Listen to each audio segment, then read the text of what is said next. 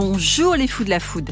Ici, c'est Virginie Legrand, chef à domicile épicurienne et hyperactive avec un parcours très atypique.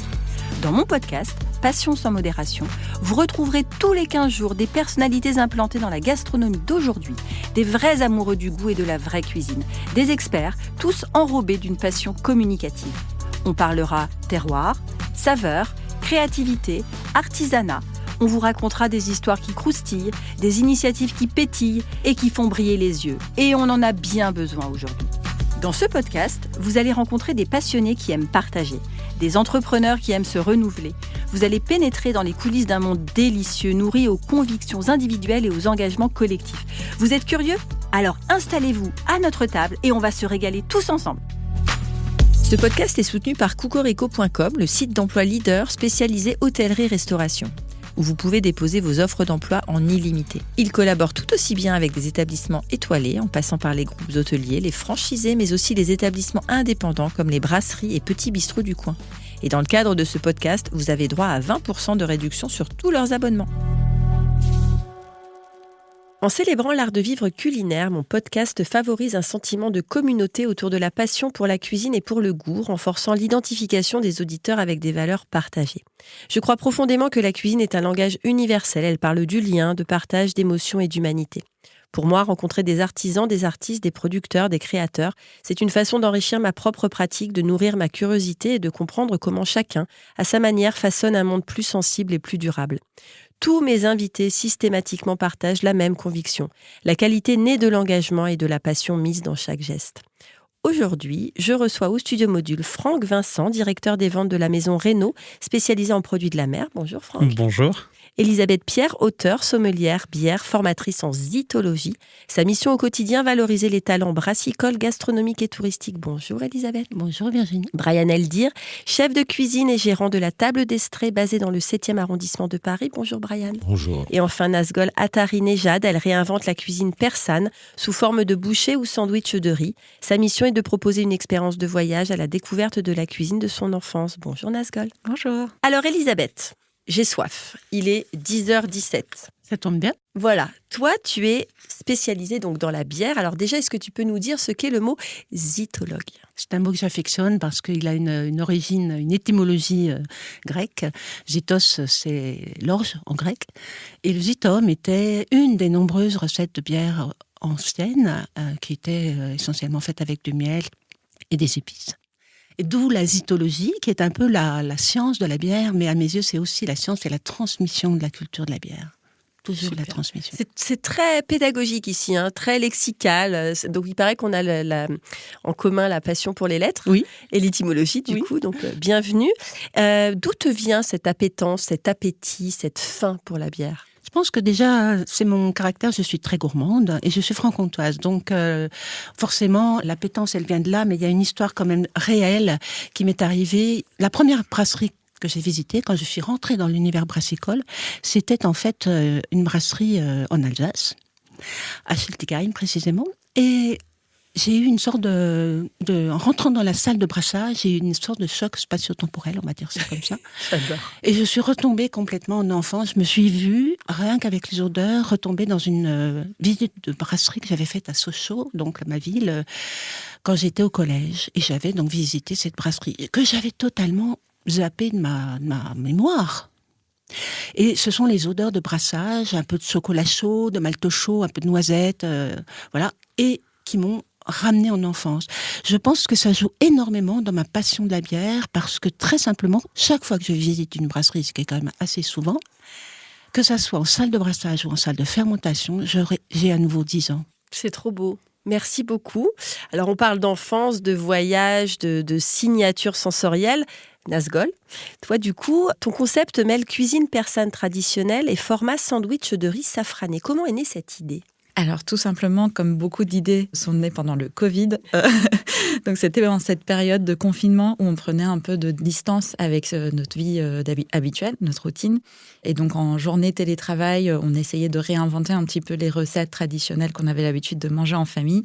Et puis cette recette traditionnelle qui est le tahchin, donc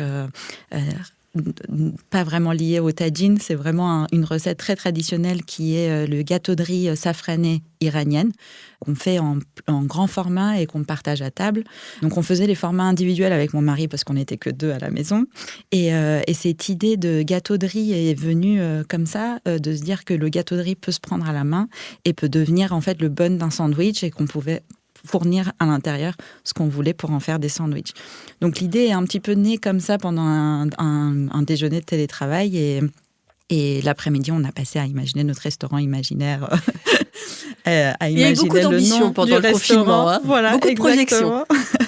Mais il y a eu un moment après, il y a eu 2 ans après où on ne voulait pas vraiment passer au cap. C'était juste à l'étape de l'idée. Et puis voilà, il a fallu du temps pour y aller vraiment. Mais l'idée était là. On testait sur nos amis autour de nous, sur nos familles. Mais donc à un moment, on a osé y aller et de faire découvrir en fait ces recettes qu'on adore à travers un format qui est nomade et qui est plus facile et plus abordable. Voilà. Et pourquoi le nom Riso ? Alors, Riso, c'est les ingrédients initiaux de ce gâteau de riz. Donc, c'est du riz, yaourt, safran et œufs. J'avais pas fait le lien du tout. Voilà. Très bien. Donc, c'est tout simplement cette base qu'on prend dans toutes les recettes et qu'on transforme dans les formats, dans les recettes. Super, merci beaucoup. Brian, alors, toi, tu es à la tête d'une table éphémère qui s'appelle la table d'Estrée. Éphémère, mais qui peut durer, évidemment. C'est ça. Est-ce que tu peux nous parler de ce restaurant, de cette ambiance, de ton engagement et de ta passion ? Oui, j'ai repris le restaurant le 1er septembre. Donc, c'est un restaurant éphémère qui, normalement, j'y suis jusqu'au 27 décembre, mais il y a de très fortes chances que je prolonge, du coup. En fait, c'est venu l'idée... Donc, c'est le premier restaurant que je tiens personnellement. Avant, j'ai toujours été en CDI.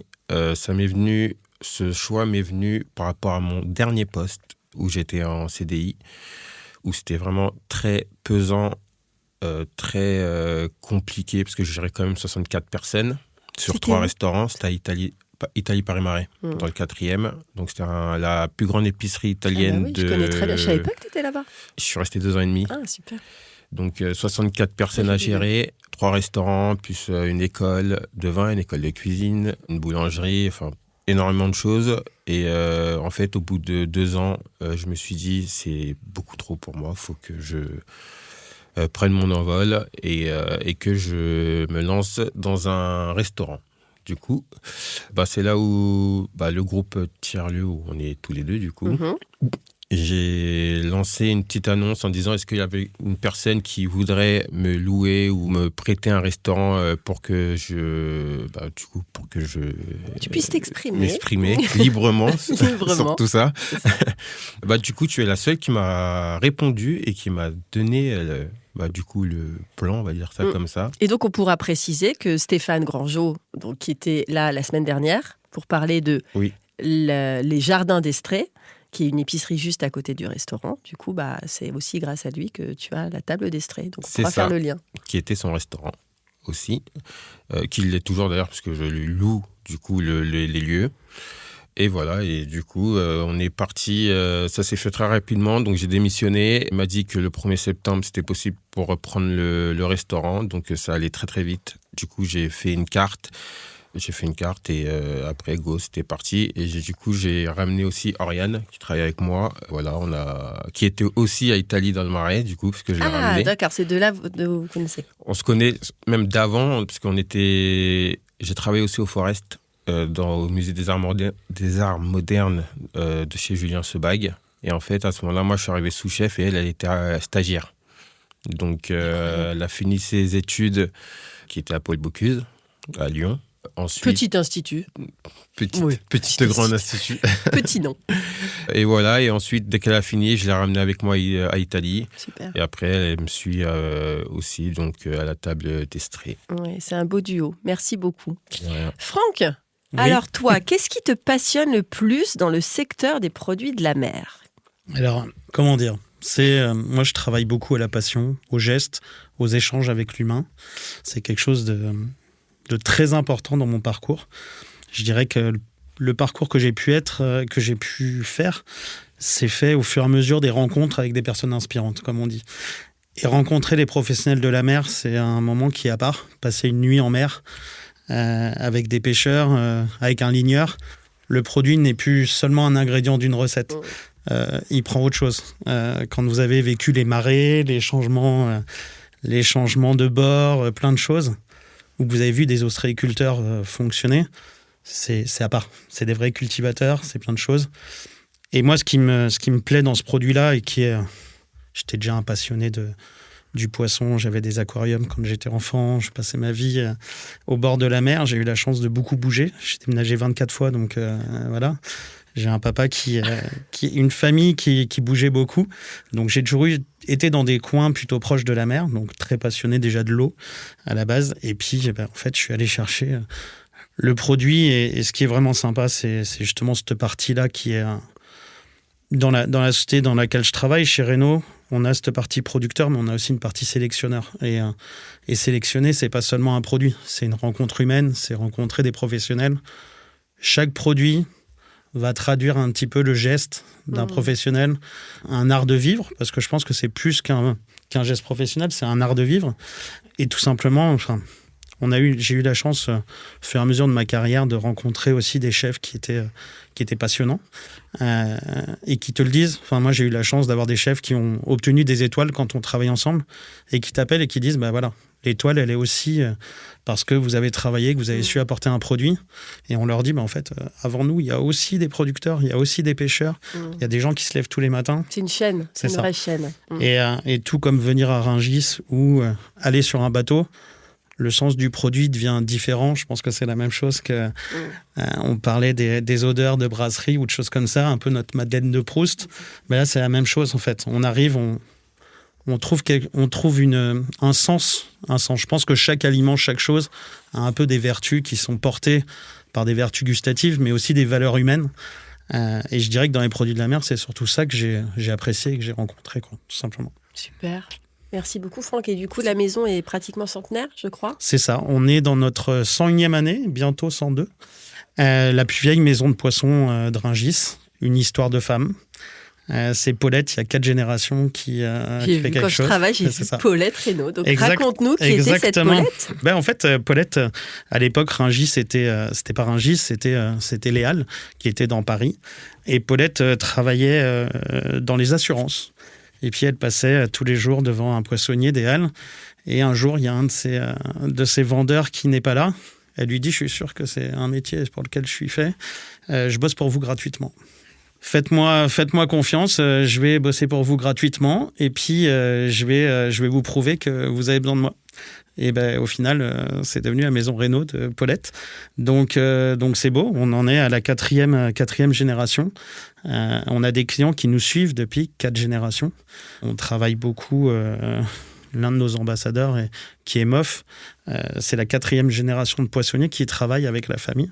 Donc on a des clients qui sont là depuis quasiment 100 ans. Donc voilà, c'est vraiment ça. Et puis c'est aussi le mariage, et on en parlera peut-être tout à l'heure, de deux grandes histoires de famille, parce qu'il y a Paulette, un peu comme les histoires de la cuisine lyonnaise où on a connu des grandes femmes. C'était vraiment ça, c'était vraiment cette force, et qui s'est associée après au fur et à mesure avec Ozo, qui est aussi une histoire de frères sur la crevette. Parle-en maintenant. Tu as la parole, tu as le micro, Franck. Allez. J'allais te poser la question. Donc, en fait, c'est 2 frères qui étaient à Madagascar, qui pêchaient de la crevette, ce qu'on appelle la crevette monodone, la tigrée, celle que tout le monde connaît un petit peu en mode très qualitatif. Ils se disent, voilà, il y a quelque chose qui doit changer. Il faut qu'on réussisse à élever. La mer est une ressource qu'il faut protéger. Et puis, c'était le moment où, à Madagascar, il y avait possibilité aussi de faire les choses. Et ils rachètent plus de 4000 hectares de terre. Ils créent 1000 hectares de bassins dans la mangrove. Ils disent, on ne va pas reproduire de la crevette standard. On va faire de la crevette tigrée et on va bien la faire. Et c'est les fondateurs. Ils sont à l'origine beaucoup du bio, de plein de choses. Ils ont créé donc 1000 hectares de bassins dans la mangrove, dans la zone qui ne pouvait pas être replantée, retravaillée. Et ils ont créé une zone naturelle autour de 4000 hectares. 4000 hectares où on a replanté 1 600 000 arbres, où il y a des espèces qui sont revenues, qui étaient en train de disparaître à Madagascar, qui est une zone purement protégée. C'est-à-dire que c'est plusieurs heures de bateau pour aller jusqu'à la ferme, c'est complètement isolé. Et moi, ce qui m'a passionné, et c'est l'une des raisons pour lesquelles je suis dans la maison Reynaud et Ozo, ils sont très attachés à l'humain. C'est-à-dire qu'une histoire, elle peut être vertueuse si elle est vertueuse pour le produit, la nature, mais aussi pour l'humain qui l'accompagne. Donc, ils ont recréé des écoles, ils ont créé des dispensaires gratuits, des fondations, la fondation Félix qui forme les jeunes à la cuisine. Ils ont apporté l'eau parce que Madagascar, c'est aussi une zone qui a besoin de développement pour accompagner. Donc, ils ont apporté l'eau douce, c'est quelque chose de... Voilà.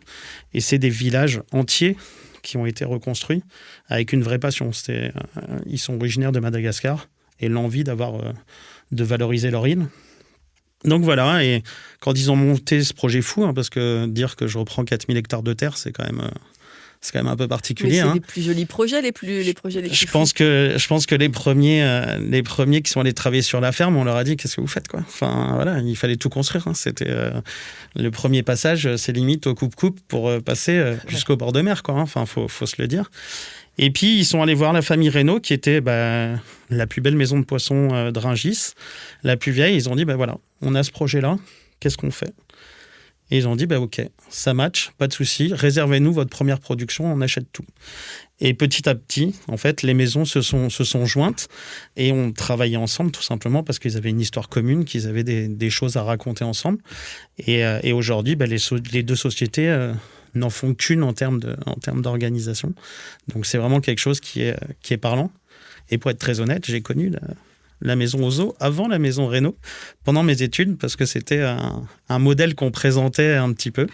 J'ai fait des études d'aquaculture, tout ce qui touche à l'élevage de poissons. Et voilà, l'idée c'était de produire quelque chose de la bonne façon sur un beau produit. Mais donc c'était plutôt sympa d'aller travailler. C'est plus facile de travailler sur un produit dont on est convaincu. Les beaux engagements du cœur. Exactement. Ouais, très joli, merci Exactement. Franck. Elisabeth, alors tu as apporté là, il y a 2 ouvrages qui sont physiques. Donc premièrement, le Grand Dictionnaire de la bière et deuxièmement, le magazine Mordu de la terre à la table. Ça, on adore. Raconte-nous ces 2 projets. Eh bien, ce sont 2 projets qui sont en même temps sur la table et en même temps dans mon cœur parce que Mordus, cette revue, en fait, un petit peu comme tu venais de dire, Franck, les projets... Et toi aussi, Virginie, les projets les plus fous sont un peu les plus finalement porteurs, peut-être, parce que tout le monde me dit mais qu'est-ce que tu fais de faire une revue en papier aujourd'hui à l'heure du web, de l'IA, on y met etc., un cœur etc. qui est différent, je crois. Voilà, donc je ne pourrais pas ne pas écrire déjà, et je déguste pour écrire et j'écris pour déguster. En fait, c'est un petit peu ça, en très raccourci. Et cette revue, elle traite déjà des producteurs, des femmes et des hommes derrière les produits, des artisans de bouche, des restaurateurs évidemment qui mettent en scène ces produits. Et ce sont des produits qui sont essentiellement au cœur des fermentations et des terroirs. Donc d'un côté comme de l'autre, quelles que soient les saisons, cette revue parle, met en scène, fait parler plutôt. Elle fait parler ces produits finalement, ces savoir-faire. Et on retrouve un petit peu cette ligne... éditoriale à laquelle je tiens beaucoup, qui est ce qui me fait me lever le matin, quasiment, c'est de parler des rencontres que j'ai faites et que je vais faire et que je fais. Et ce grand dictionnaire de la bière, c'est un petit peu un dictionnaire de A à Z avec des mots choisis qui sont au fil de mon vécu, en fait, sous le prisme de mon vécu. Donc je rends hommage à des rencontres de femmes, justement, de femmes, parce que la bière, c'est une histoire de femmes à la base. Les premiers brasseurs sont des brasseuses et des femmes qui m'ont inspiré et influencé, qui ont beaucoup compté sur moi. Qui ont beaucoup compté pour moi. Et là, mais c'est un échange, ils ont compté sur toi comme tu as pu compter sur eux. Et des brasseurs aussi, bien sûr. Donc ce grand dictionnaire, c'est un peu c'est un voyage au fil de l'histoire, de la culture de la bière, au fil de la technique aussi, parce qu'on y apprend forcément ce que c'est qu'un style, l'importance de l'eau, voilà, parce que l'eau et la bière et mer, c'est mon autre dada avec les fromages, mais bon, on en reparlera. Et puis également, bien sûr, comment on associe les bières à table. Donc avec qui est l'axe fondamental de Mordu, il y a toujours un cahier très important bière et mets, un fil rouge dans ma revue qui est bière et mets, parce que ma passion de la bière est arrivée en même temps que la passion de la gastronomie. J'ai eu cette chance incroyable de commencer dans la brasserie française il y a quelques décennies avec des grands chefs. Et ça, je pense que deuxième raison de cette passion, et deuxième raison qui fait que je ne peux pas imaginer une bière sans imaginer, je ne peux pas déguster, une bière sans imaginer avec quel plat elle pourrait aller, et je ne peux pas manger un plat sans imaginer avec quelle bière elle pourrait aller. C'est quand même un truc de fou. C'est du non-stop, et c'est grâce à ces chefs qui m'ont énormément appris en cuisine et à table. Alors du coup, il y a une campagne Ulule. Oui, Raconte-nous merci d'en ce parler. projet. Bah non, mais moi je soutiens toutes les belles initiatives. C'est extraordinairement important pour cette revue parce que c'est une revue indépendante qui vit à 98% grâce à ses lecteurs. Donc il y a des abonnés qui se réabonnent régulièrement. Et puis ce qui me fascine, c'est que quand je la présente dans des festivals, dans des salons du livre, dans des animations, des masterclass, enfin quel que soit le contexte de dégustation et de présentation de ma revue, je vois des gens qui me disent « Mais comment c'est possible ? Je ne la connais pas. Mais on la trouve où ?»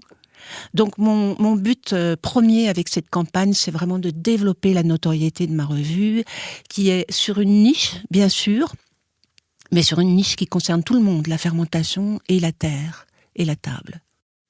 Le vivant. Donc, qu'est-ce que tu demandes exactement ? La campagne, elle consiste en quoi ? Alors, et cet argent, tu vas l'utiliser pour quoi ? La campagne, elle consiste avec un certain nombre de contreparties qui sont des offres extrêmement simples et accessibles. Il n'y a pas de petite contribution, il n'y a pas de petite participation, donc il y a vraiment tout pour tous les niveaux de possibilités de contribution. Et puis il y a également des contreparties, des offres qui sont spécialement faites pour les artisans, les entrepreneurs, les restaurateurs, donc qui ont la possibilité avec une participation relativement raisonnable, même très raisonnable, d'être présents dans le prochain mordu de 2026, donc le printemps 2026, parce que le numéro hiver sort dans quelques jours et sera bien sûr, j'espère, offert beaucoup en cadeau à beaucoup de mordus de bonnes choses. Merci. Merci beaucoup, Elisabeth. Du coup, Brian, alors, comment tu définirais, toi, ta cuisine et comment tu définirais l'âme et la philosophie du restaurant pour donner envie aux gens de venir te voir, vous voir ? Simple, authentique. Et c'est ce que j'essaie de faire, c'est ce que j'essaie de transmettre aussi à mes clients. Et en fait, pour l'atmosphère du restaurant, c'est important pour moi que ce soit des bons produits, des produits très simples à travailler. De fait, parce que j'ai une petite cuisine, donc je ne dois pas faire beaucoup de préparation. Mais c'est important de transmettre des bons produits pas extrêmement aussi travaillé parce que les fournisseurs que j'essaie déjà de prendre des fournisseurs déjà qui ont une histoire. C'est important. Je ne prends pas de grossistes qui me donnent juste sans âme. Voilà, exactement, sans âme. C'est pour ça que j'essaie de travailler beaucoup avec des maisons familiales. Dit. Oui, Brian, c'est ça, c'est bon. Du coup, voilà, c'est ce que j'essaie de transmettre. Pas de chichi, la simplicité, même avec mes clients. Quand on rentre, en fait, je fais en sorte qu'on ne rentre pas dans un restaurant, mais on rentre dans ma cuisine comme si on était chez moi. J'essaie d'aller voir tous les clients. Voilà, j'essaie d'expliquer au maximum d'où viennent les produits, qui sont mes fournisseurs. C'est important que j'ai un retour sur tous mes clients de s'ils ont bien mangé, qu'est-ce que je peux modifier, qu'est-ce que je peux apporter en plus. Voilà, il faut être surtout aussi passionné parce que depuis que j'ai pris ce restaurant, j'ai découvert des sentiments et des sensations que je ne connaissais pas du tout. Par exemple, quel type d'émotion te traverse ? Déjà, c'est que quand on a des clients qui viennent nous voir et qui nous disent que c'est très bon, qui viennent jusqu'à la cuisine, qui nous disent que c'est très très bon, c'est une sensation bizarre. C'est parce qu'on est vraiment satisfait de ce compliment. Et c'est pas le même sentiment que quand on travaille pour quelqu'un et que le client vient nous dire oui, c'était très bon.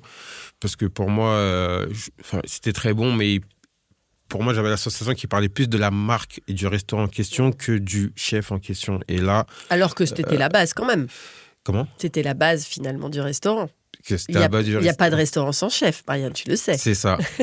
Mais là, vu que c'est un petit restaurant et qu'on n'est que deux, je sais que c'est une sensation que... je découvre, j'essaie de découvrir des sensations que que je ne connais pas. Et c'est bon. Voilà. Du coup, Et c'est bon de ressentir ça. Parce qu'en fait, tu es en train de parler de fierté.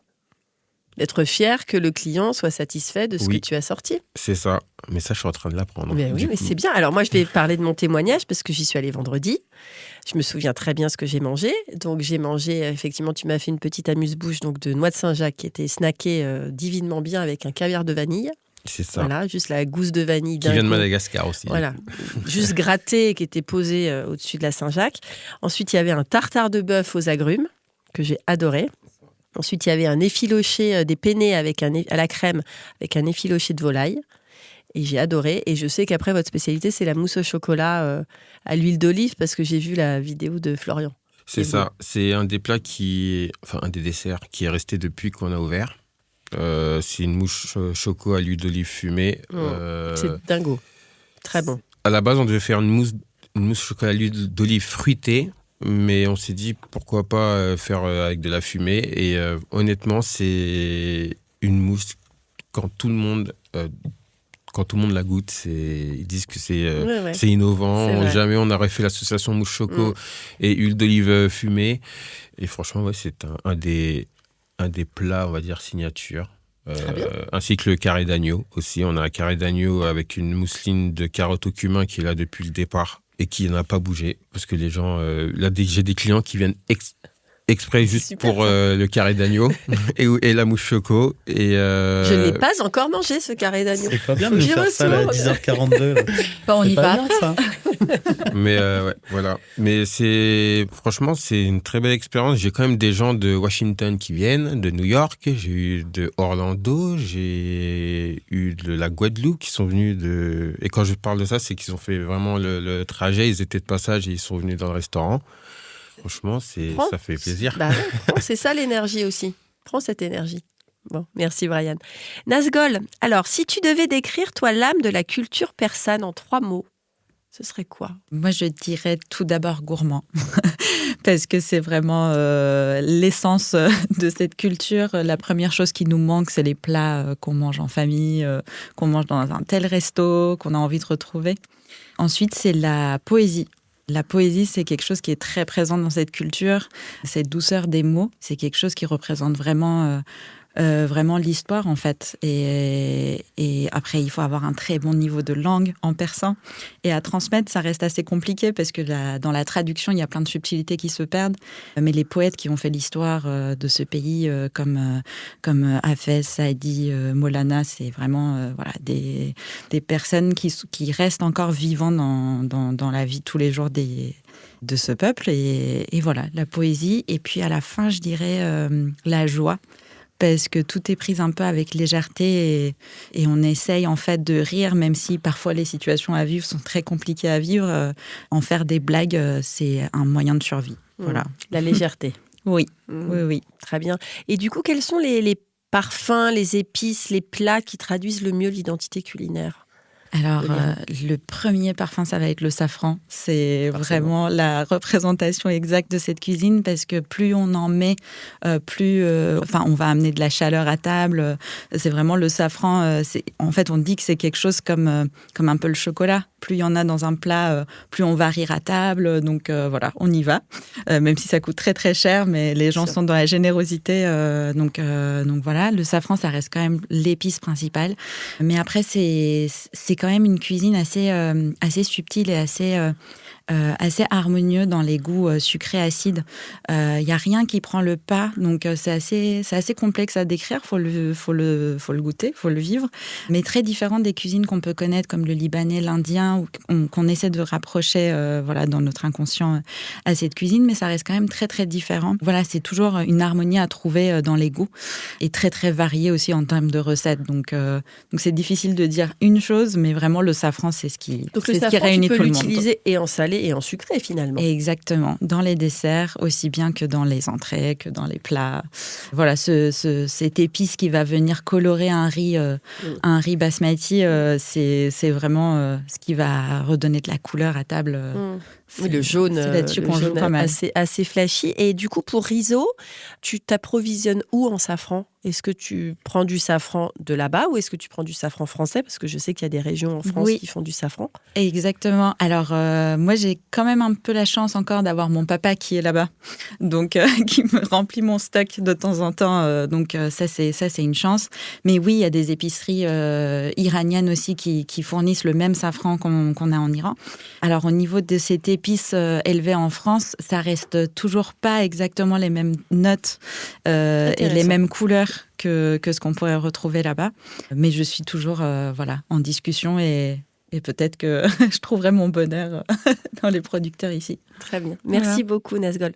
Alors, Franck, du coup, comment toi, tu décrirais l'ADN de la marque Renault? Les priorités, la mission, la philosophie aussi. Alors, comme je le disais tout à l'heure, l'humain est très important chez nous parce qu'on travaille principalement déjà avec des chefs et des producteurs. Donc, je dirais que l'écoute est ultra, ultra, ultra importante chez nous.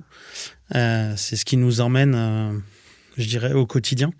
On pourrait avoir le plus beau des produits, mais si on est tout seul, c'est un peu compliqué.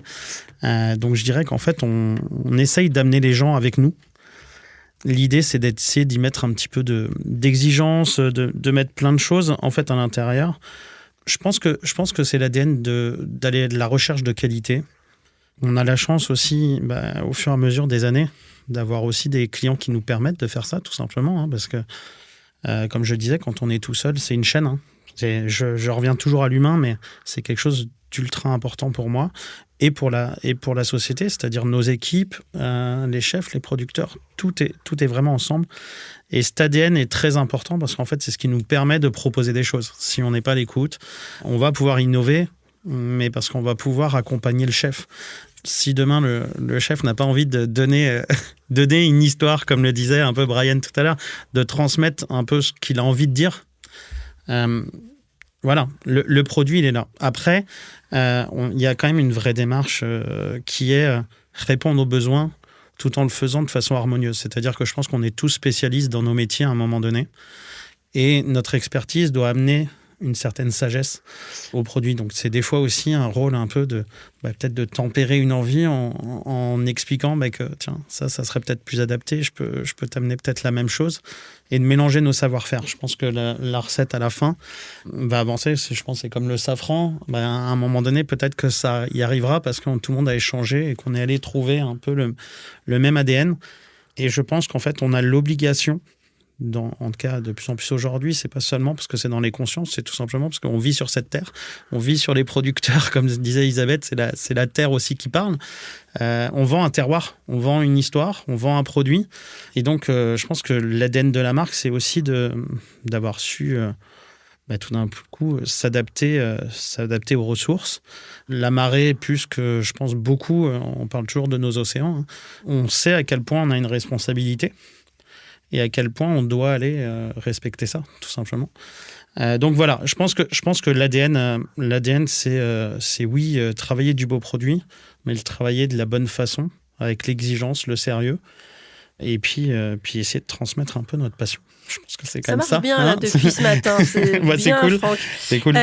Pour faire un petit peu de pédagogie pragmatique, comment se déroule concrètement la chaîne entre la pêche et l'arrivée du produit chez le gourmet? Alors, je dirais, avant même de parler du producteur, du pêcheur ou autre, on va parler d'une saison. On va parler de ce qui est présent.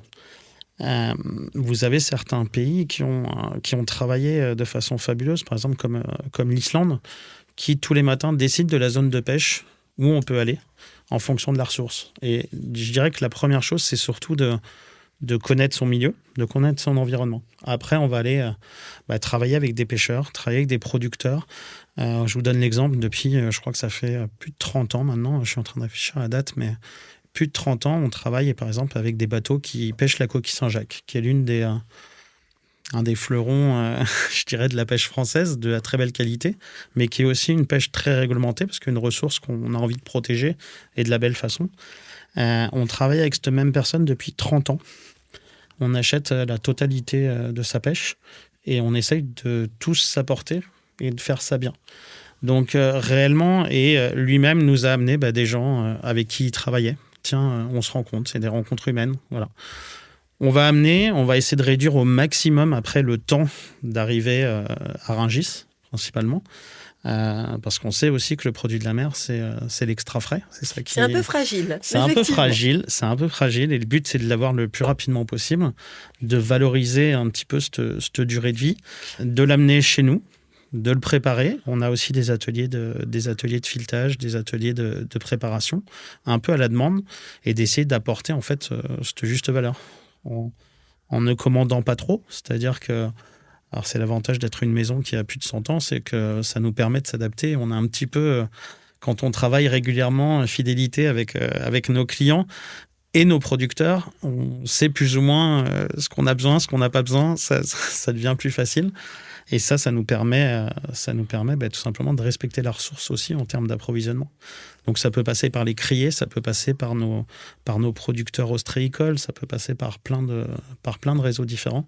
Mais je dirais que le but, c'est surtout de respecter au mieux, pendant toute la chaîne, le produit pour que, quand il soit sorti de l'eau, il soit sorti pour une bonne raison et qu'il soit amené jusqu'au bout et que ça permette aux chefs de s'exprimer quand ils ont envie de le faire. Mais du coup, ça met combien de temps ? Alors, je dirais que ça va dépendre des produits. Il y a des produits qui peuvent être sortis de l'eau et dès le soir même, ils sont là, la Saint-Jacques, par exemple, qui est en pleine saison. La Saint-Jacques, vu qu'en plus, on est sur un schéma très, très court pour nous, elle est sortie de l'eau le matin, le soir, elle est sur les étals de Rungis, quoi. Ah ouais. Et donc, c'est-à-dire que le lendemain, vous l'avez. Surtout que la Saint-Jacques, c'est un produit qui est vivant. Donc, tous les chefs qui ont ouvert un petit peu, ou des particuliers qui ont pris de la coquille et qui ont ouvert la coquille, s'amusent à toucher dessus frétille, et ça réagit. Ça frétille. En fait, exactement. Et puis après, on a des réseaux ultra courts. Hein. Par exemple, on va travailler la crevette impériale, pour ceux qui connaissent, qui est une crevette vivante qu'on retrouve que pendant certaines périodes dans les parcs ostréicoles. C'est les ostréiculteurs qui avaient commencé à élever dans les bassins pour brasser l'eau, voilà. Et en fait, c'est un espèce de cycle vertueux qui s'est créé. On la revend en vivant, quoi. Donc, c'est-à-dire que dans les 24 heures, il faut qu'elle soit sur la table et qu'elle soit travaillée de la bonne des façons, quoi. Donc voilà, je dirais que c'est le plus court, tout dépend. On a d'autres schémas où le poisson peut venir de l'étranger, donc il va prendre une journée de plus. Mais le but est vraiment de faire les choses les plus, je dirais, de façon la plus harmonieuse.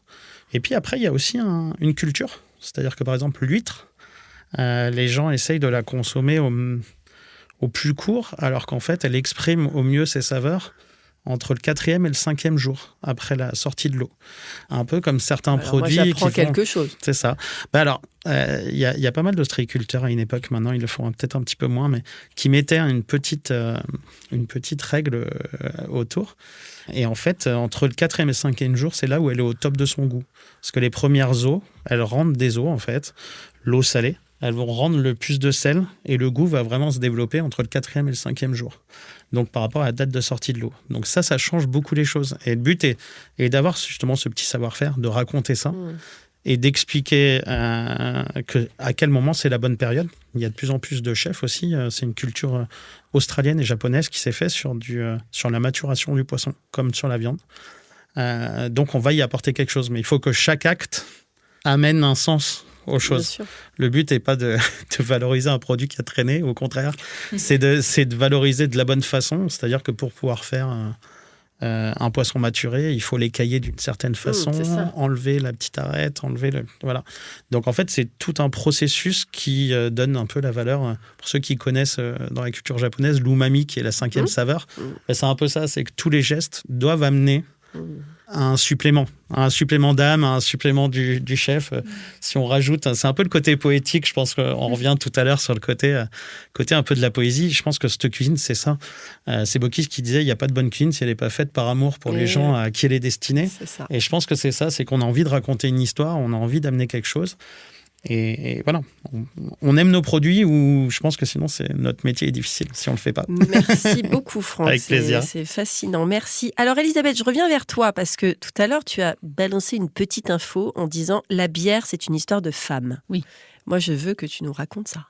Ah oui, parce que on a souvent l'idée reçue que la bière est une boisson d'homme, en tout cas. Dans beaucoup de cultures, c'est le cas. Il y a eu des campagnes sur cette thématique-là. Et ça a toujours été mon combat, mon côté militante, en dehors du côté militante, bière et mer, bière et fromage, etc. J'y reviens, je le place à nouveau. Mais non, mais vraiment mon côté lutter contre l'idée reçue que, par exemple, les femmes n'aiment pas la bière ou les femmes n'aiment que les bières sucrées. Je me permets de te couper, tu reprends après. Mais quand je suis accompagnée d'un homme, qu'on va prendre un verre, moi, je prends souvent une bière. Oui. D'ailleurs, avec toi, j'ai pris une bière. Ouais. Il y a un verre de vin et une pinte de bière, on met la pinte de bière devant le mec. Encore aujourd'hui. Mais c'est incroyable. Ouais, et je me réjouis et hein. je m'amuse en disant, ah ben Ouais. non, c'est moi. Voilà, donc je te redonne la parole. Exactement, je vis ça très très souvent et c'est tout à fait étonnant d'entendre que malgré toutes ces années à essayer de changer, modifier un peu les habitudes et les croyances et les idées reçues sur ce lien entre les femmes et la bière, c'est tout à fait encore présent. Mais enfin, les choses évoluent quand même depuis quelques décennies, heureusement.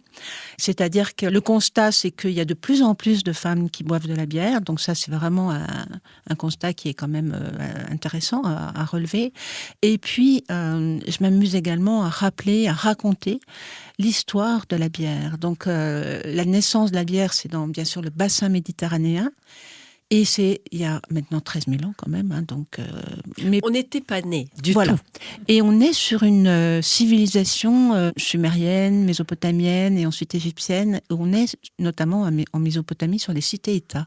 Et c'est assez amusant, c'est juste pour raconter cette anecdote que les cités-États, dans les palais de ces cités-États, il y avait des équipes de brasseuses qui étaient au service donc de la famille royale. Et il y avait bien sûr des brasseurs qui faisaient partie des équipes de brasseuses. Mais les chefs étaient les brasseuses.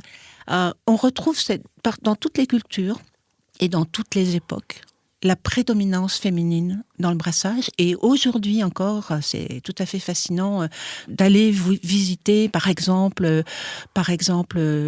en Afrique, dans certains pays d'Afrique. Je pense à la Côte d'Ivoire parce que j'ai un ami brasseur qui travaille beaucoup en tant qu'agronome aussi sur la revalorisation des chocolats et de la vanille en Côte d'Ivoire et qui brasse avec des brasseuses. Et il y a des recettes, le tchapalo là en Côte d'Ivoire, qui sont différentes dans chaque village. Et ce sont les femmes, bien sûr, qui brassent et qui vendent tout de suite leur production sur le marché. C'est comme ça dans absolument tous les pays du monde encore. Aujourd'hui, je constate une chose qui fait vraiment plaisir, c'est que les brasseuses sont de plus en plus nombreuses aussi. Donc elles brassent. Je me bats aussi pour mettre en avant les épouses, les compagnes des brasseurs ou des dirigeants de brasserie qui sont souvent occultés, d'ailleurs, encore. Je constate aussi qu'il y a de plus en plus de sommelières bières, il y a de plus en plus de cavistes et de restauratrices qui travaillent la bière. Donc, quels que soient les métiers finalement, mais avec au passage la bière et tous les métiers qui vont autour, c'est-à-dire les productrices de malt, les productrices de houblon, avec le développement des filières locales, sont de plus en plus nombreuses. Donc, c'est vrai que j'ai un petit peu tendance à vouloir les mettre plus en avant. C'est pour ça que je t'ai donné cette tribune, voilà, parce que c'est très intéressant de déconstruire aussi ces préjugés-là. Ouais, donc, merci et puis pour cette note culturelle, là encore, captivante. Mais c'est peut-être vrai, alors je suis un garçon, alors c'est peut-être ça, j'essaye de faire mon mea culpa. Mais je crois qu'en fait, dans l'imaginaire, et pour avoir alors moi, c'est ma grand-mère qui m'a fait connaître la bière, donc comme quoi, on revient quand même aux femmes, hein. Mais j'ai des origines belges. Et en fait, je crois que l'imaginaire de la bière qualitative était une bière d'abbaye, qui a été beaucoup ramenée aux moines. Donc je pense que c'est aussi ça, ce petit côté un petit peu masculin. Oui. C'est que je pense qu'on a moins l'origine d'avant, l'origine étrangère, parce que sur notre marché, tout simplement, les bonnes bières, c'était les bières brassées. Voilà, dans les monastères. C'est ça. Je pense qu'il y a aussi un peu de ce côté-là, parce que moi, pour le coup, quand on me dit tiens, tu veux une bonne bière, oui, tu veux une Orval ou quelque chose, machin, c'est les bières d'abbaye, c'est les versions. Voilà. Je vois alors je crois que c'est pas le côté masculin, c'est plus le côté méditatif, prière. J'imagine un moine en train de brasser tout doucement parce qu'il a le temps et qu'il fait les choses de façon avec passion et qui se connecte après à la spiritualité. Avec dévotion. En fait. Voilà, c'est ça, avec dévotion. Donc je crois que c'est peut-être ce petit côté-là qui rattache peut-être un petit peu plus au masculin, mais c'est beau de connaître l'histoire et de savoir c'est où ça très va. beau. Ouais, très beau. Je sais Justement. pourquoi je vous ai fait venir aujourd'hui, c'est sûr. Nazgul, alors du coup, quels sont les projets pour Rizzo, le développement, la communication, l'expansion, les collaborations, les nouvelles recettes? Comment tu vois 2026? Alors, comme je vous racontais un petit peu, l'idée initiale était toujours rester ces sandwichs de riz, donc gourmands, qui dégoulinent, voilà, plutôt plus gourmands que voilà, enfin plutôt gourmands.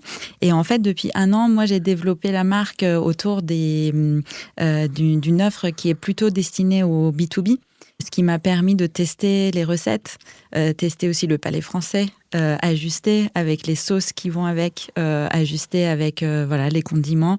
Donc les bouchers ont très bien vécu depuis 1 an parce que ça permet de créer aussi des expériences dans les événements très voilà, corporate, casser un petit peu cette routine. Donc ça a été un petit peu un objectif qui était un peu différent de ce qu'on avait au début pensé. Ça a très bien fonctionné.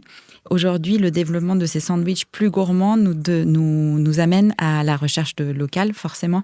C'est ce qui était l'objectif initial. Donc aujourd'hui, pour 2026, on continuera à développer l'événementiel avec donc l'idée de faire vivre ces recettes en format bouchée de riz. Il y a en parallèle la recherche de local pour faire vivre des expériences en parallèle différentes qui vont arriver. Voilà. Donc d'avoir une petite boutique. Exactement. Voilà, donc avis à tous ceux. Fais-nous ta petite annonce, profites-en. Qu'est-ce que tu cherches? Une petite annonce pour voilà, un local. Moi, je cherche plutôt à l'ouest. Voilà, une superficie de minimum 50 mètres carrés, avec une bonne cuisine pour développer l'événementiel et le côté voilà, cuisine instantanée. Donc, si jamais vous avez des personnes qui veulent céder, ou je suis preneuse. D'accord, Voilà. merci. Brian, alors toi, du coup, comment tu crées? Là, tu nous as parlé de quelques plats signatures. On va rentrer dans la période de décembre avec des produits qui sont phares.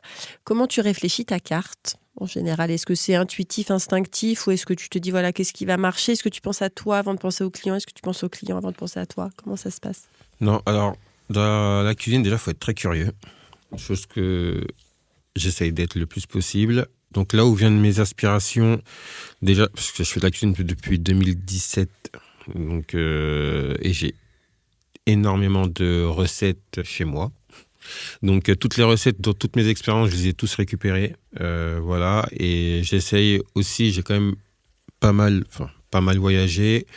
Je suis allé à Hong Kong, je suis allé en Suisse, je suis allé en Côte d'Ivoire, je suis allé aux États-Unis. Enfin, je suis allé vraiment un peu partout. Et là où je puise mes inspirations, bizarrement, c'est quand je vais au restaurant. Du coup, parce que quand je vais au restaurant, j'essaie de goûter à des choses assez atypiques ou différentes. Et une fois qu'il y a quelque chose qui m'intéresse, en fait, soit je demande la recette directement, soit j'essaie de me la créer comme ça. Et après, le but, c'est d'y mettre ma petite touche à moi, une petite touche différente. Et voilà, franchement, j'ai une inspiration. Je suis pas quelqu'un vraiment qui prépare les choses, c'est vraiment tout à l'instinct. Par exemple, si on parle de la Saint-Jacques avec la vanille, c'est quelque chose. Je me suis levé le matin, je me suis dit, j'ai de la vanille, j'ai de la Saint-Jacques, je vais tester l'association. Et le meilleur moyen d'avoir un feedback authentique, c'est de le faire tester au client. Donc j'y vais, je pose l'assiette, je dis voilà, j'ai pris une Saint-Jacques de la vanille, dites-moi ce que vous en pensez. Et voilà, c'est comme ça que tout se passe. Vraiment, la mouche choco à l'huile de fumée, pareil, c'était fait un peu en one shot comme ça. Et là encore, c'est les meilleures. Et franchement, les meilleures opportunités. C'est les meilleures opportunités. J'ai pas eu vraiment de retour négatif sur toutes les préparations que j'ai faites. Là, les périodes de fin d'année arrivent. Honnêtement, j'ai pas encore fait de carte, mais j'ai tellement d'idées qui fusent que je sais qu'en quelques minutes, je peux le faire. Et en fait, le truc, c'est que je le fais, je l'écris, de moment, je fais même pas de testing. Je le fais et je l'envoie. Bon, après, c'est vrai que là, les food costs, tout qu'il faut respecter. Mais c'est ça, c'est-à-dire quand on est créatif et qu'on est un peu taré, à un moment, on sait qu'on a la pression commerciale. Et quand tu dis les food costs, voilà, il faut faire attention à nos marges. La passion a ses limites, des fois. C'est ça, la passion a ses limites. Les limites du banquier. C'est ça. Voilà. C'est ça, mais du coup, c'est pour ça que par rapport à ce que j'ai dans la cuisine, des fois, je fais plein de Twitch différents, je fais plein de petites choses différentes. Et voilà, c'est vraiment... C'est le vrai, quoi. C'est le vrai. Ouais, super. Voilà. Merci, Brian. Franck, je vais terminer avec toi pour la première partie. Donc, la maison Reynaud semble très proche des chefs et des restaurateurs. Tu en as parlé souvent, et notamment avec Arnaud. C'est lui le MOF qui bosse avec vous. Comment se construit cette relation ? Alors, je pense que je reviens à ce que je disais tout à l'heure. Elle se fait d'abord sur l'écoute et sur la proposition. Elle s'est fait... alors, on a, je dirais, la chance d'avoir une histoire et d'avoir des années et des années qui fait que le bouche à oreille a beaucoup fonctionné, on a beaucoup échangé au fur et à mesure des années. Donc, on a aussi une connaissance du marché, une connaissance de notre secteur qui est issu de notre histoire. Hein. Donc, obligatoirement, ça favorise les choses. Mais c'est tout simplement être à l'écoute et essayer de faire découvrir. Je pense que c'est ce que tu disais tout à l'heure sur les produits. Tout d'un coup, tu vas faire découvrir un nouveau goût à ton client. Nous, c'est un petit peu la même chose. On va faire découvrir un nouveau produit. Ça permet de travailler sur les saisons, de travailler sur les choses. Et c'est plus ce côté curiosité. Je considère, alors ça va faire un peu bateau, mais je considère pas mes clients. Ça fait un peu bateau. C'est ça, oui. Alors le jeu de mots était pas recherché, mais je dirais que c'est plus des clients à partir du moment où ça devient des partenaires, parce que quoi qu'il arrive, je me sens autant responsable de l'assiette à la fin que je pense que le chef lui-même. Parce qu'en fait, si je ne lui ai pas apporté le bon produit, je ne lui ai pas apporté la bonne matière. Donc je pense que c'est surtout ça, c'est aussi une prise en compte tous ensemble. Et puis, il y a un ADN très très fort, en tout cas de la société, qui est d'accompagner les jeunes dès le début. C'est-à-dire que sur les poissonniers, des meilleurs apprentis de France, sur les meilleurs ouvriers de France aussi, quand ils sont plus grands, ou sur les écoles de cuisine. Et je pense que c'est comme ça qu'on évolue, c'est comme ça qu'on fait connaître nos produits, pas seulement une marque. Je pense que vraiment, et d'ailleurs c'est peut-être ça le secret, c'est qu'on n'a jamais essayé d'être une marque. On a surtout essayé d'être une solution, d'être la bonne personne qui t'amène le produit. On a la chance tous les jours de pouvoir recommencer. Alors on dit souvent ça aux jeunes et aux jeunes poissonniers, tu construis un étal tous les jours et tous les jours tu as le droit de recommencer. Tu as de la chance, tu peux te planter, parce que demain, c'est le premier jour du reste de ta vie et tu recommences. Donc, je pense qu'on est sur des matières qui sont tellement vivantes, tellement courtes, que je pense que quelqu'un qui va aller à un brassage, il va aller chercher quelque chose de différent, par exemple sur la bière, il peut se reconstruire, parce qu'en fait, il va y avoir une nouvelle production, il va y avoir une nouvelle saison, il va y avoir un nouveau plat, un nouveau safran, vivant. Le vivant, exactement. Et je dirais que l'ADN d'une société comme la nôtre, je dirais que tu restes pas poissonnier pendant 100 ans si à un moment donné, tout simplement, tu n'acceptes pas les aléas de la nature, les aléas du moment, et que tu t'adaptes tout simplement pas. C'est de l'écoute. Je pense que la plupart de nos métiers, c'est d'abord de l'écoute et de la compréhension. Si on est dans aussi. C'est ça. Non mais exactement. Et je pense que les deux, et c'est exactement ça. Ouais. C'est ça. Bien. C'est ça. C'est le partage. On a envie de partager avec nos chefs. On a envie de partager aussi avec nos équipes. Enfin, moi on a des gens qui sont là depuis. Alors je donne tout à l'heure l'exemple du bateau de la Coquille Saint-Jacques. La personne qui s'occupe de ça, et ça fait 30 ans qu'elle s'occupe de ça en fait. C'est le pêcheur, c'est devenu un ami, quoi. C'est plus que ça. C'est le matin, il s'appelle, qu'est-ce qui s'est passé ? En fait, on vit ensemble, on passe des fois presque plus de temps dans nos métiers et dans nos professions qu'avec presque notre famille. On sait, on connaît, on sait bien ça. Ça parle. C'est des fois peut-être le revers de la médaille des passionnés, c'est qu'on y passe un temps pas possible. Donc, je dirais que si on n'y trouve pas un plaisir à partager avec les gens, la vie devient vachement plus compliquée. Donc, je dirais que c'est par simplicité, on décide de travailler avec des gens qu'on aime bien. C'est plus facile. En tout cas, c'est ma vision des choses. Merci beaucoup, Franck. Alors, la première partie se termine sur le bel éloge de l'altérité, de la communication et d'une communauté. Alors, deuxième partie, c'est moi qui prends la main. Donc, je suis une ancienne prof de lettres. Oui, j'ai été 12 ans prof de lettres et après, je suis passée du côté obscur en devenant chef il y a bientôt 12 ans. Je vous lis un extrait et après, je vous pose une question, mais on a déjà plus ou moins évoqué la chose. Mais Quand d'un passé ancien rien ne subsiste, après la mort des êtres, après la destruction des choses, seule, plus frêle mais plus vivace, plus immatérielle, plus persistante, plus fidèle, l'odeur et la saveur restent encore longtemps comme des âmes, à se rappeler, à attendre, à espérer, sur la ruine de tout le reste, à porter sans fléchir, sur leurs gouttelettes presque impalpables, l'édifice immense du souvenir. Quelle est votre Madeleine de Proust ? Oui, c'est un extrait de Marcel. Waouh. Qui se lance ? Mais je me lance en fait parce que même si j'ai déjà évoqué ma toute première Madeleine de Proust, qui me ramène en enfance, celle qui est plus actuelle peut-être et qui est une passion, c'est la mer. Et l'évocation des huîtres m'a transportée dans ce que j'aime particulièrement, c'est l'odeur. J'ai eu la chance, je fais juste un lien direct avec cette odeur de l'océan, avec un article que m'a écrit Roland Céleste, qui est un spécialiste de la neuro-olfaction, qui s'appelle « Humer l'océan ». L'océan n'a pas les mêmes odeurs selon les saisons, les heures, les lieux, mais la bière c'est pareil. Et c'est un peu pour ça que je pense avoir un tel... Ma Madeleine de Proust, oui, c'est la mer et la bière. Quand je remonte de plongée, par exemple, ça c'est des souvenirs, des Madeleines de Proust absolues, c'est ces expériences vécues qui sont absolument émotionnelles et terriblement émotionnelles, qui sont tout d'un coup comme rafraîchies, comme remises sur pied, si je puis dire, comme allez, on repart et on reprend de l'énergie avec une bière. Et la bière sur un bateau, je pense que... Enfin, ça, c'est une Madeleine de Proust, voilà. Et je retrouve ces souvenirs, finalement, de bateau et de bière et de remonter à la surface en dégustant un plateau d'huîtres et la bière qui va bien avec. Alors, qu'est-ce qui va comme oui. bière avec une huître ? Alors, les huîtres, ça va dépendre déjà des variétés d'huîtres, bien sûr. Hein, mais si on considère l'huître dans sa globalité, il y a 3 grandes possibilités directement. Il y a, si vous aimez l'huître avec le citron, par exemple, eh bien, je vous conseille une bière avec un petit côté acidulé. Donc, c'est souvent les bières de blé, ce qu'on appelle les blanches en France, et Weizen en Allemagne et les Witbier en Belgique. Mais une bière de blé qui va avoir une petite acidité, ou même une Gose qui est une bière de blé salée, hein, de type allemand. C'est une bière de blé Gose, G-O-S-E. Et ça, c'est le must absolu.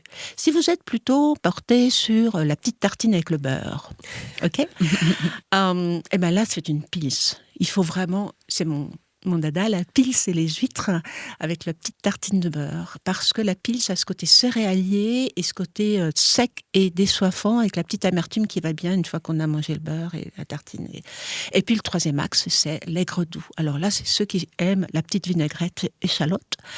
Les huîtres avec des bières aigres douces. Donc là, on est vraiment dans la bière flamande, dans les origines de la bière flamande avec l'aigre doux et qu'on trouve aussi en France et partout dans le monde d'ailleurs. Hein, mais voilà. Donc, 3 idées, 3 pistes pour déguster des bières avec des plateaux d'huîtres. Merci. Alors du coup, vous avez eu le temps de réfléchir à votre Madeleine de Proust. Qui se lance ? Moi, le mien, je pense que ça va être ce riz croustillant du fond de la casserole. Ça, c'est vraiment déjà l'adrénaline que c'est dans une fête de renverser la casserole et de voir si ce riz croustillant est nickel, parfait à servir aux invités ou pas. Et aussi ce moment où on se le partage et on se bat pour le dernier morceau. Ça, c'est vraiment quelque chose qui m'est resté dans mes souvenirs. Et donc, c'est un peu l'objectif que j'ai aussi de transmettre ce riz croustillant avec riso. Mais ouais, ça, c'est le craquement sous les dents, ça reste depuis mon enfance. Super. Franck ? Alors, il y en a plein, parce que alors moi, je suis très, très sensible aux odeurs et au fonctionnement. Mais je crois que, comme disait Elisabeth, c'est le côté... émotionnel en fait, c'est d'avoir vécu un bon moment. J'associe plus un plat à un bon moment, donc je dirais la Madeleine de Proust, elle est plus sur un beau souvenir qui va me ramener à un plat. Mais oui, il y a des plats de maman, de grand-mère. Donc je disais, ma mère est d'origine belge, donc c'est les crevettes à la mayonnaise, les petites crevettes grises. Donc ce que je pense que j'y voyais autant de plaisir pour moi que j'y voyais de plaisir à faire découvrir, quoi. Une belle bouillabaisse, plein de choses. Enfin, voilà. Une belle soupe de poisson, je dirais. C'est des beaux moments, des plats qui racontent des belles histoires et des beaux moments, tout simplement. Ouais. Super. Brian ? Alors, je suis peut-être un peu peu cultivé, mais je ne sais pas du tout ce que ça veut dire. Alors, non, pas de souci. Une madeleine de Proust, c'est... tu as des racines, toi, caribéennes. Oui, Voilà. Guadeloupe. je suis guadeloupéen japonais, exactement. Ah oui, c'est vrai, tu m'as dit guadeloupéen japonais. Donc, la madeleine de Proust, en fait, c'est que tu me parles d'un plat qui, quand tu le manges, te ramène en enfance directement. Tu vois, c'est quelque chose de très sensoriel, de très réconfortant. Donc, est-ce que dans ton enfance, tu as un plat que ta maman, ton papa, tes grands-parents faisaient et qui t'évoque quelque chose de doux, en fait, de sécurisant? Je ne pense pas, parce que je suis vraiment quelqu'un qui essaie de manger de tout, qui essaie de varier les plaisirs, parce que moi, le but, c'est de tout goûter et de tout manger, ou du moins essayer. On a compris Mais, que tu étais un gourmand. On a compris. Mais ouais. Alors, un plat qui te fait du bien, aujourd'hui? Est-ce que c'est la mousse au chocolat à l'huile fumée? Non, parce que de base, je n'aime pas la mousse, j'aime pas le chocolat. Aïe, T'es aïe, plus aïe. salé. Toi, Je suis t'es plus salé. comme moi, t'es plus Je salé. suis Ouais. plus salé. Après, c'est vrai que, honnêtement, T'as vécu en Guadeloupe? Non, je n'ai pas vécu. Moi, je suis né en France. Après, j'y allais tous les ans. Mais... Et c'est quoi le plat Mais c'est vrai de que- ta ville? Du moins, quand je vais en Guadeloupe, on va prendre ce sujet-là, Voilà, très bien. il y a un plat que je prends tout le temps, même presque 2 fois par jour, ça sera le bokit. Donc, Raconte-nous, le fais-nous bokit, voyager. C'est une espèce de pâte à beignet qui est quand même assez imposante, qui est frite, donc elle pousse. Il la taille en deux et à l'intérieur, il la garnit un peu de jambon, de la morue ou jambon fromage, mayo. Il a la petite sauce chien aussi, qui est une sauce chien la sauce chien, c'est une spécialité de là-bas. C'est un peu comme une chimichurri, mais qui est vraiment extrêmement piquante. Donc, Le piment. le piment, voilà. Parce qu'on aime bien le piment. Oui. Voilà. Donc voilà, moi, ce que je Bah, prends, c'est c'est le jambon fromage, le classique. Mais voilà, c'est un des produits que je prends tout le temps. Et comme dessert, je prends c'est un espèce de sorbet à la coco qui en fait, qui tourne avec la glace. Qui est fait mais ça, oui. Et j'ai Mais il oublié- y a même des vélos, il paraît, qui font tourner des c'est choses ça. comme ça sur les bords de rue. C'est ça, Voilà, exactement. on en a c'est parlé. ça. Donc, c'est ce que je prends. Alors, j'ai complètement oublié le nom. C'est le stress. je Mais pense. c'est pas grave. On ira regarder ce que c'est. Mais, Donc, sorbet coco Guadeloupe. Voilà, c'est ça. Et... Google. Ouais. Voilà. Et je pense que voilà, c'est. Bah, ce c'est que parfait. Voilà. Donc, ça, c'est tes envies du moment et ce qui te fait du je- bien. c'est ça. Ouais, j'aimerais bien en manger un, d'ailleurs. Ouais, bon, on est un petit peu Mais loin, là de la aussi, Guadeloupe. moi j'aimerais bien aller en Guadeloupe. Ouais, tout de moi suite, aussi, là. moi aussi. Qu'est-ce qu'il y a toujours dans votre réfrigérateur? De la bière. Oui, en même temps. Je plaisante. Non, justement, pas au frigo. Non, j'ai rien dit. Moi, j'ai toujours de la mélasse de grenade parce que ça se met partout. Dans les sauces pour la salade, dans les plats, avec du poulet, ça se met partout. J'ai pas le réflexe. Mélasse ça, de grenade. Effectivement, avec du poulet, c'est bon ça. Ouais. Mm. Bah, c'est justement cette acidité qui se rajoute au plat. Voilà, mélasse de grenade. Franck? Bonne question. Il y a plein de choses, je crois que je les garnis de plus en plus. J'ai une vraie passion pour la truite et le saumon fumé. J'en ai toujours énormément. Pour le canard, alors je crois que j'aime bien le produit fumé. J'aime bien les produits qui sont, comment dire, la cuisson au barbecue, les choses comme ça. Donc j'ai toujours quelque chose pour pouvoir un peu cuisiner de façon primaire. Je fais des barbecues en hiver, je fais plein de choses. Et j'ai travaillé, je crois, très longtemps sur le saumon fumé, sur les gravlax. J'ai toujours un petit bout de truite fumée ou de magret fumé qui traîne dans mon frigo. C'est pas une base de mon alimentation, mais quand même, j'ai bien l'impression, en y réfléchissant, que si, c'est quand même très souvent présent, Ce sera un peu tombé à dans coup de tous pas. mes plats. Et puis sinon, une bonne saveur. J'ai habité 4 ans en Italie, donc je crois que la tomate, une bonne sauce tomate, toujours présente un petit peu chez moi, dans tous mes plats. Super. Donc voilà. Ryan? Moi, c'est très simple. C'est le beurre. Parce que le beurre, C'est c'est la vie. important. C'est vrai, c'est vrai. Ce sera le beurre. Après, c'est vrai que je suis quelqu'un qui aime énormément aussi la viande rouge. Donc, j'ai toujours une viande à griller dans mon frigo.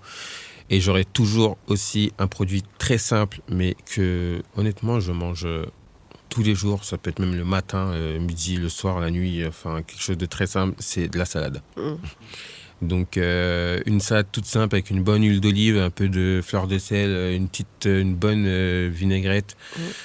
Des fois, je fais des repas que de ça. Mais le matin, je peux me lever. Le petit-déj, ça va être juste une petite bol de salade assaisonnée et c'est parti. Voilà. Et c'est vraiment... Franchement, la salade, je pense que c'est un des produits... Alors, je ne l'utilise pas forcément dans ma carte souvent, mais personnellement, c'est un produit que franchement, j'en mange et vraiment tous les jours. Donc voilà, même au restaurant, c'est pas garniture frites, ni haricots verts, nous ça sera salade. Toujours. Super. Donc voilà. Elisabeth, alors du coup, si on oublie la bière, Alors, c'est aussi mes origines, le Jura avec le fumé de la saucisse. Et je ne peux pas imaginer un frigo sans saucisse fumée. C'est pas possible. Alors, comment vous dire ? Il faut aussi bien sûr qu'il y ait de la cancoyote, hein. Mais évidemment. d'abord quand même, avant tout, parce que le fromage... Du comté ? Évidemment, du comté. Évidemment. Du Mont d'Or en ce moment. De la cancoyote toute l'année. Et le fumé, pourquoi ? Parce que c'est réconfortant comme odeur. Ouais. Et ça me rappelle, alors là je retombe dans une Madeleine de Proust, mais quand on visite des fermes dans le Haut-Doubs, on retrouve ces paysages sous la neige avec les cheminées qu'on appelle les tuyers, hein, dans le Haut-Doubs, et qui servent à entreposer les saucisses dans la cendre. Voilà. Alors ça c'est juste, j'ai pas ça dans mon frigo, mais j'ai toujours, alors comme toi, toujours le matin, l'après-midi, le soir, la nuit aussi, besoin de peut-être satisfaire une envie de fumer quelque part. Voilà. Mais fumer et les poissons, bien sûr, aussi. Le goût du fumé est peut-être indispensable, est vraiment indispensable pour moi. Et les bières fumées, bien sûr, aussi. Merci. J'aimerais que vous complétiez la phrase. Pour moi, cuisiner, c'est... C'est transmettre, raconter une histoire et partager un moment. C'est le partage, sans hésitation. Pascal ? Ouais, c'est la générosité. C'est la générosité, ça reste dans le partage aussi, mais d'offrir un moment à quelqu'un. Voilà. Ouais, cuisiner, c'est effectivement l'émotion de voir ce que le plat, le goût, c'est le goût. Quelle est la réaction chez l'autre. Donc il y a toujours ce côté échange très très... Cuisiner, c'est un échange et puis c'est une façon de dire je t'aime aux gens en fait. C'est vrai. C'est ça. C'est beau ça. On aime bien Elisabeth. Moi j'aime bien cette réponse. Et la dernière question, quelle est votre définition de la passion ? Et oui, passion sans modération, c'est moi. Là, c'est... La passion, Allez-y. je pense, c'est quelque chose, enfin, en tout cas pour moi, c'est quelque chose qui reste omniprésent dans la tête. C'est-à-dire que on y pense tout le temps, matin, midi et soir. Pour moi, la cuisine, j'y pense tous les jours, même si je suis avec mes enfants. Voilà, je leur apprends à cuisiner, on cuisine ensemble, etc.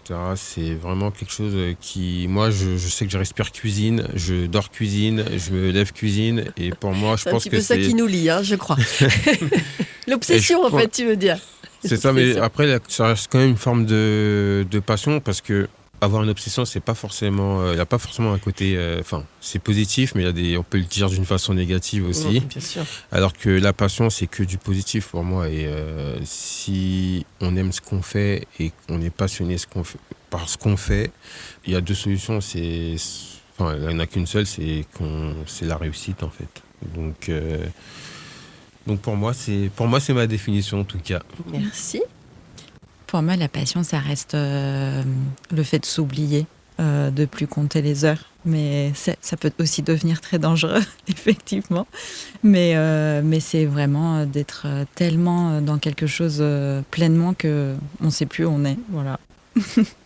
Ouais, je crois que c'est ce qui a du sens, tout simplement pour soi.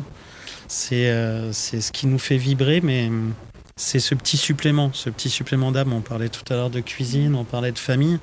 C'est ce qui fait que dans ma journée, il y a un petit supplément. J'ai pas juste fait quelque chose. J'ai fait quelque chose qui m'a amené quelque chose en plus. Pour moi, pour les autres, qui m'a nourri. Et puis, je pense que c'est aussi tout simplement la chose où j'ai pu m'exprimer, tout simplement. Où j'ai pu donner du sens et exprimer ce que j'ai fait. Et je crois que m'exprimer à l'autre, parce qu'une passion, je pense qu'elle elle est bonne aussi quand elle est partagée. Et donc, il y a à amener du sens pour l'autre. Et on en revient toujours à ce qu'on disait tout à l'heure, hein, c'est le partage, hein, je crois, qui est un peu... c'est l'envie de partager, en tout cas, quelque chose avec quelqu'un. On va terminer avec toi, Elisabeth. La passion, c'est un petit peu tout ce que vous avez chacun dit les uns après les autres, mais j'ajouterais peut-être la dimension vitale. C'est un élan vital, c'est ce qui fait que je ne peux pas me passer de faire ce que je fais, de le partager au maximum autour de moi, que ce soit avec différents moyens, l'écriture, la dégustation, la formation, la transmission, mais c'est vraiment vital. C'est un élan, voilà. Je ne peux pas dire peut-être un autre mot que élan. Et de l'audace aussi, quand même, aussi un petit peu, qui va avec le mot passion. Voilà. La folie. La folie, voilà. Enfin, on a beaucoup évoqué la folie. Merci. Donc, je vais conclure. C'est drôle parce que j'ai écrit des choses et voilà, ça revient en permanence. Donc, je pense qu'on a vraiment communié ce matin ensemble.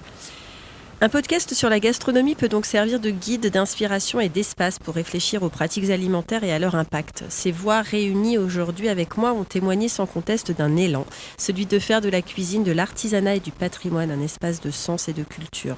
Ce nouvel épisode a définitivement célébré l'enthousiasme de créer et de déguster ensemble. Ce matin, on a parlé sens de l'humain, éloge du vivant, de la curiosité. On s'est émerveillé, on s'est confié, on a souri. On a partagé avant tout. Merci beaucoup, Elisabeth. Merci, Virginie. Énormément. Merci, Brian. Merci. Par contre, j'ai juste une dernière petite chose à dire. Dis-moi. Moi, je voulais te remercier, toi. D'accord. Parce que c'est entre autres grâce à toi si j'ai réussi à avoir le restaurant. Parce que tu étais la seule qui m'a répondu sur ce groupe. Et c'est grâce à toi si aujourd'hui j'arrive à m'exprimer en termes autant avec les clients que dans l'assiette. Et franchement, merci parce que voilà, grâce à toi, je rentre dans une nouvelle dimension dans la restauration que je connaissais pas et que je suis en train d'apprendre.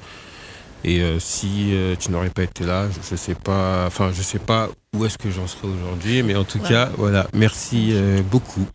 Merci, voilà. Merci. Voilà, les larmes du lundi matin, c'est terrible. Donc, et merci Franck d'être venu. Merci de partager ce moment et tous ensemble. Voilà. Et merci Nazgul. Merci à vous, merci à toi. Et à bientôt pour de nouvelles aventures. Au revoir. Merci. Au revoir. Ça y est, notre rencontre prend fin. J'espère que l'inspiration et l'immersion dans l'univers de tous mes invités vous ont mis l'eau à la bouche. La conversation vous a plu ? Les confidences vous ont ému ?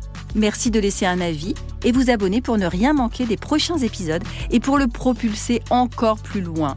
N'oubliez pas de faire un petit tour sur mon site internet communique-passion.fr et de vous abonner à ma newsletter. À très vite pour de nouvelles aventures gastronomiques.